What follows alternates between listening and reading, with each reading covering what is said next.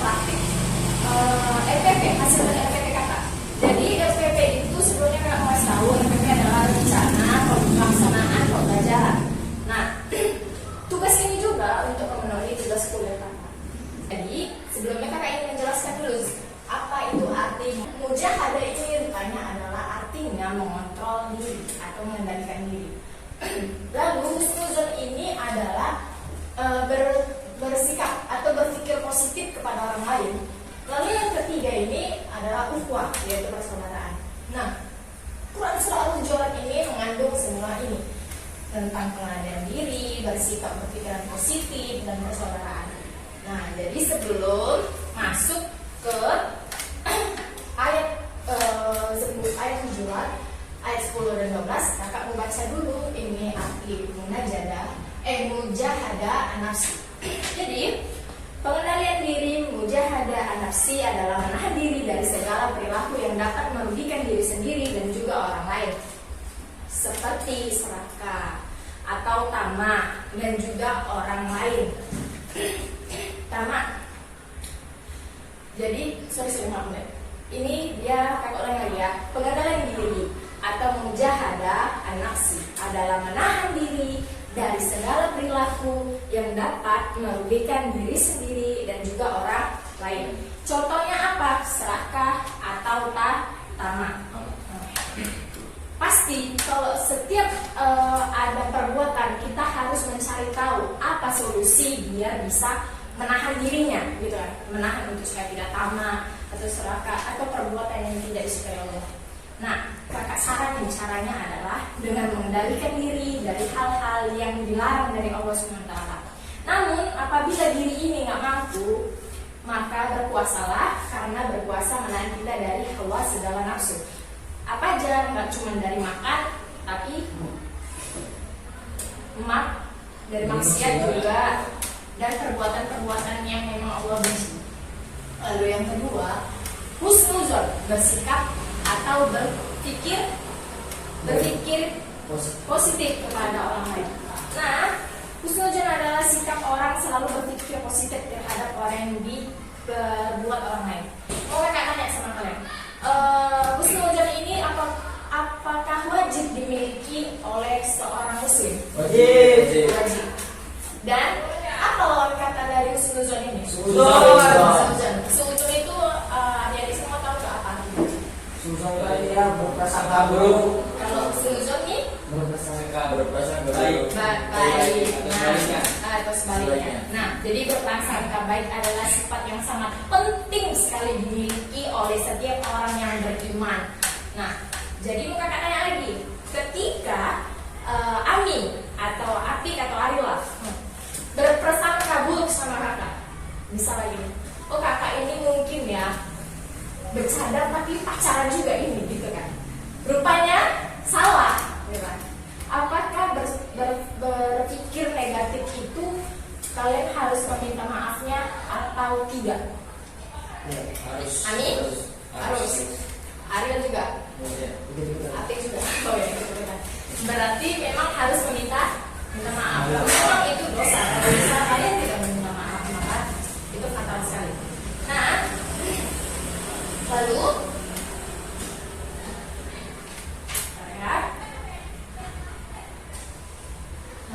kakak boleh minta sama kalian coba bacain ayat Al-Hujurat ayat 10 dan 12. Yang pertama si Raffi dulu ya yang baca. Sama artinya jangan lupa ya. A'udzu billahi minasy syaithanir rajim. Bismillahirrahmanirrahim. Innamal mu'minuna ikhwatun fa aslihu baina akhawaykum wattaqullaha la'allakum turhamun. Sesungguhnya orang-orang mukmin itu bersaudara. Karena itu damaikanlah antara kedua saudaramu yang berselisih dan bertakwalah kepada Allah agar kamu mendapatkan rahmat. Lalu yang kedua, boleh ya pengaril bacain surah 12. A'udzu billahi minasyaitonir rajim. Bismillahirrahmanirrahim. Ya ayyuhalladzina amanu ijtanibu katsiran minadh dhanni inna ba'da dhanni ithm wa la tajassasu wa la yaghtab ba'dukum ba'dan ayuhibbu ahadukum an ya'kula lahma akhihi maitan fakarihtum wattaqullaha innallaha tawwabur rahim. Wahai orang-orang yang beriman, jauhilah dari kamu banyak prasangka buruk. Sesungguhnya sebagai prasangka itu dosa. Dan janganlah kamu mencari kesalahan-kesalahan orang lain. Dan janganlah di antara kamu mengunjung sebagian dari yang lain. Apakah di antara kamu suka memakan daging saudaranya yang sudah mati? Tentu kamu akan merasa jijik. Dan bertakwalah kepada Allah. Semuanya Allah Maha Penerima Taubat dan Maha Penyayang. Udah ya? Jadi nampak ya, di situ Allah sangat menegaskan kepada kita bahwa pertama, sesungguhnya orang mukmin itu bersaudara. Memang sesungguhnya umat Islam itu memang harus bersaudara. Memang Allah anjurkan bersaudara dengan apa? Jangan memutuskan bersilaturahmi. Nah, yang kedua itu jika terdapat perselisihan antara saudara, kita diperintahkan oleh Allah Subhanahu wa Ta'ala untuk melakukan upaya perbaikan atau perdamaian. Nah, coba kita tanya sama Mi kalau misalnya kakak sama Ami berantem sampai 3 hari, dosa nggak Mi? Dosa. Memang pada tahu kan? Tapi kenapa kalian semua tuh masih saja kalau misalnya berantem sampai seminggu setahun? Ya enggak? Masih ada? Masih ada pasti. Kan? Nah, jadi apakah indikasi dari suatu persaudaraan itu? Yaitu Rasulullah SAW bersabda, demi Allah yang menguasai diriku, seseorang di antara kalian tidak dianggap beriman kecuali dia menyayangi saudaranya sesama muslim sama seperti dia menyayangi diri sendiri. Pernah ya dengar hadis itu? Hadis apa ini? Hadis Bukhari. Iya, betul kali. Bukhari. Sampai sini ya. Enggak jadi hadis. Selain itu, Rasulullah SAW juga menegaskan seseorang muslim adalah orang yang lidah dan tangannya tidak menyakiti muslim lainnya. Tangan, lidah, tangannya tidak menyakiti muslim lainnya. Dan orang yang berhijrah adalah orang yang meninggalkan semua larangan Allah. Tangan dan lidah, kan tadi Kak bilang tangan dan lidah. Tangannya apa? Itulah orang yang suka ini chaos ya. Tunggu-tungguan, rame-rame kan keroyok pulang sekolah, anak SMA tahu kan. Terus apa lagi? Lidah. Perempuan nih memang suka ya kan? Ya. Suka nyakitin ke hati. Ya. Nah, itu juga. Lalu orang yang berhijrah. Nah, orang yang berhijrah itu meninggalkan semua larangan. Contohnya seperti apa? Apa nih? Ami kan tahu. Apa Mi? Apa Rio? Dulu tes sekarang pengajian. Dulu nongkrong, sekarang lebih ngisi pengajian. Ya, betul juga sih. Betul. Apa tuh? Ibarat kata Allah membenci orang yang menyia-nyiakan waktu. Memang ada ya. Tuh. Nah, ada loh hadis tentang mujahadah nafsi, pengendalian diri atau mengontrol diri. Nah, hadisnya itu orang-orang yang perkasa bukanlah orang yang menang dalam perkelahian, tetapi orang yang perkasa adalah orang yang mengendalikan dirinya ketika marah. Pernah nggak mengendalikan diri? Main apa? Single, pasti kan? Main, pasti nggak gitu kan? Main kok. Tapi kalau perkasa lagi, orang yang perkasa itu orang yang bisa menahan diri ketika marah. Makanya kalau misalnya melek, kalau misalnya lagi ketawa, misalnya lagi berdiri, kadang berdiri, kakak anjurkan kan untuk duduk dan bersalawat dan beristighfar. Atau lagi duduk juga dibuat apa? Tidurlah. Tapi kayak mana tidur? Makanya duduk aja, sholat. Mandi kan saya enggak. Jadi bagusnya kalau orang yang perkasa itu orang yang pandai mengendalikan dirinya ketika marah.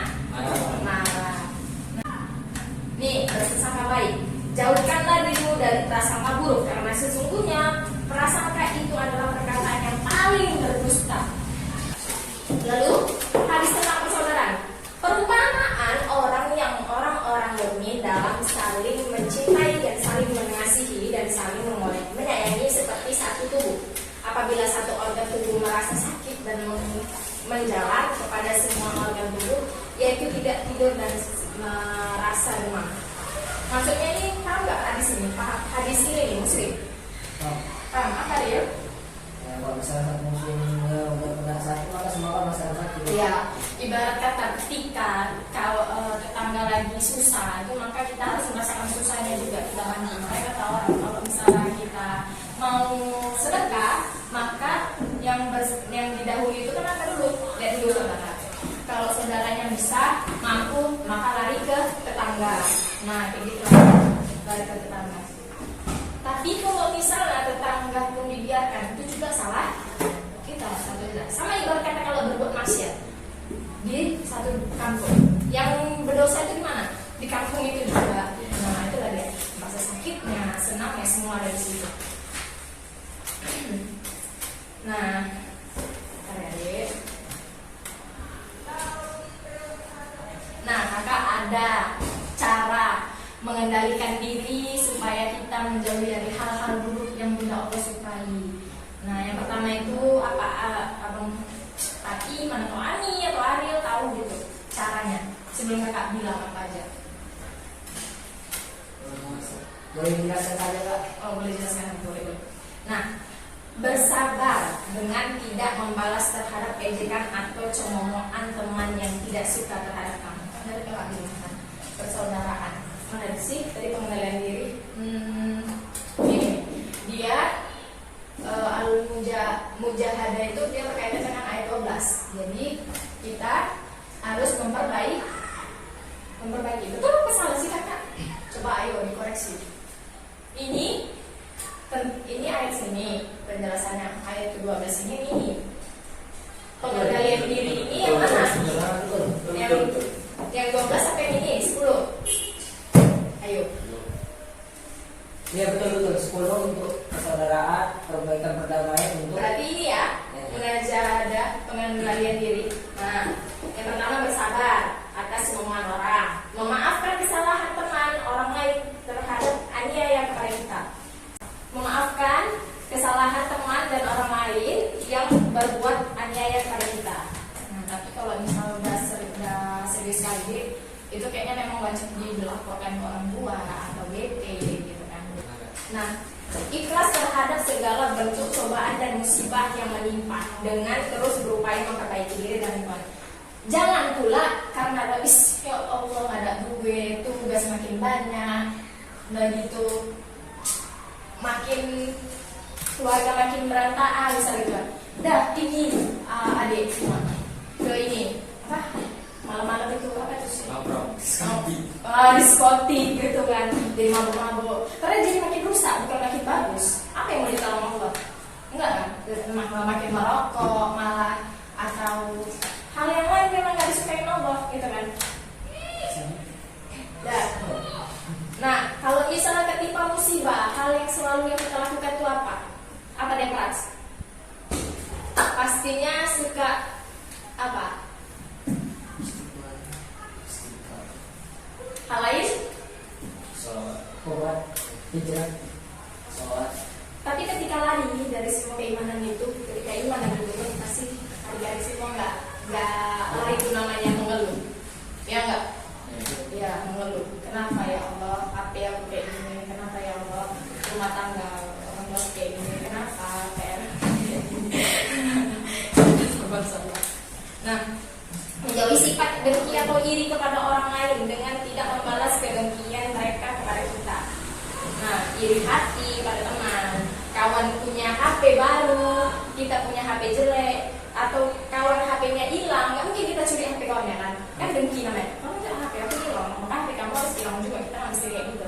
Maka kita harus menahan diri beristighfar ya Allah. Mungkin bukan rezekiku tuh HP makanya yang hilang. Pasti Allah gantikan yang lebih baik lagi. Yakin kakak? Nah, mensyukuri segala nikmat yang telah diberi kepada Allah. Nah, kan bangun tidur harus bersyukur, makan harus bersyukur, segala kegiatan harus bersyukur, dan semua apapun yang kita mulai harus memulai dengan baca Bismillahirrahmanirrahim. Lalu yang berprasangka baik. Berprasangka baik itu yang pertama bisa kakak kasih saran itu bisa memberikan aspirasi atau prestasi yang dicapai oleh teman atau orang lain dengan bentuk ucapan atau pemberian hadiah. Jadi berprasangka baik itu nggak cuma kita baik-baik aja ya sama dia, berprasangka yang baik, enggak. Tapi kita juga bisa membuat motivasi untuk dia mencapai suatu tujuan. Karena kalau misalnya teman jual minyak wangi, maka kita ikutan wangi. Kayak misalnya teman yang soleh, kita berteman sama dia, maka kita akan ikut soleh. Nah, maka harum juga nama kita sama di kampung. Kalau bilang ini anak baik, ini suka bermain sama si ini, misalnya kayak misalnya si Aril, ini anak baik ini, si Abi sering ikut sama si Aril, main-main, si Ami juga sering, jadi orang sering ketiga, ini soleh apa ya, mungkin orang yang beranak. Jadi kalau misalnya di situ ada kejadian mencuri, terus tiba-tiba yang ada di situ, ya kan, baru dia yang curi, pasti tempat pulang bela siapa? Yang bilang menuduh mencuri atau kalian? Amin. Pasti membela kalian, karena memang ke kampung di situ dan memang pada tahu kalian tuh nama kalian itu memang yang nama baik-baik gitu kan, kayak yang jelek-jelek. Jadi itu lah gunanya. Kalau misalnya kawan kalian jual minyak tanah bau kan, kalau ada berandalan atau apa. Jadi apapun kejadian di masyarakat itu semua pasti bakal paling si ini si Akiknya yang nyuri, paling si Ariel ini yang buat rusak ini. Kalian sering nyuri sini, dia kan bukan nyuri mangga ibu ini.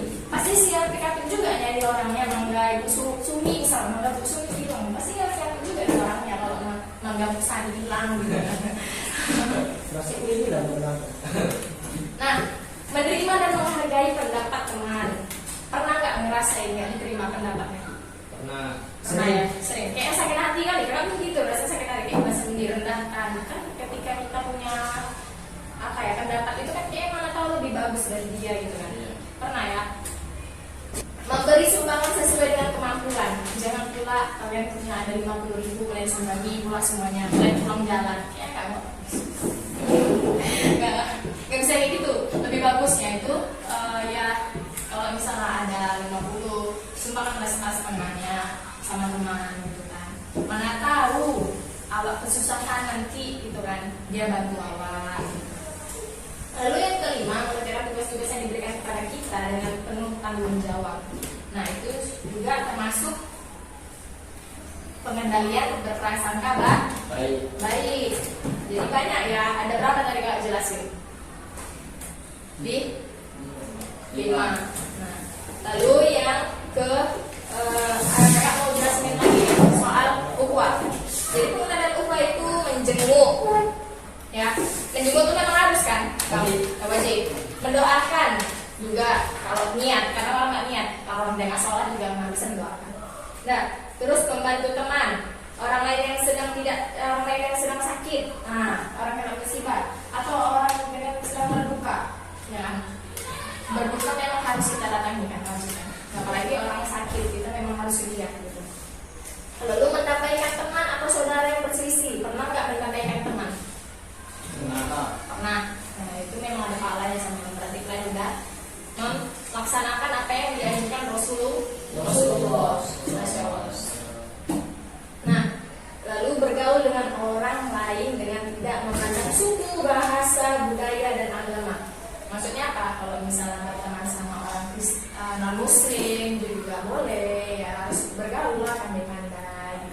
Mana tahu suatu hari kan ke depannya awak ini bisa buat dia masuk Islam, kan alhamdulillah makin tambah pahala kan. Makin naikkan derajat awak di surga itu nanti.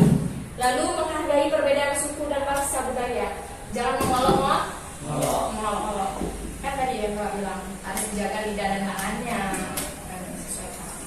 Mungkin sampai di sini saja penjelasan saya tentang menganalisis dan menjelaskan makna Quran surah Al-Hujurat ayat 10 dan 12 tentang munajahadah, an-nafs dan husnuzon dan ukhuwah. Lebih dan kurangnya saya mohon maaf kepada Allah, saya mohon ampun.